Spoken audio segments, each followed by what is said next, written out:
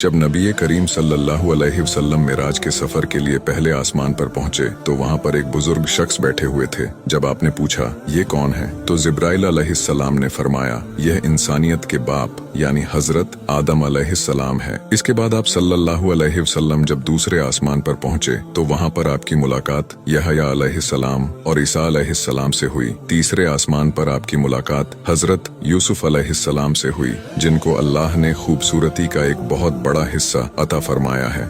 इसके बाद आप सल्लल्लाहु अलैहि वसल्लम चौथे आसमान पर पहुंचे, जहां पर आपकी मुलाकात इद्रीस अलैहिस्सलाम से हुई। और फिर जब आप पांचवें आसमान पर पहुंचे तो आपकी मुलाकात हारून अलैहिस्सलाम से हुई। इसके बाद छठे आसमान पर आपकी मुलाकात हजरत मूसा अलैहिस्सलाम से हुई। और सातवें आसमान पर आपकी मुलाकात इब्राहिम अलैहिस्सलाम से हुई। और सातवें आसमान के ऊपर अर्श पर आप सल्लल्लाहु अलैहि वसल्लम ने अपने रब से मुलाकात की, लेकिन अल्लाह पाक और सल्लल्लाहु अलैहि वसल्लम के बीच नूर के पर्दे थे।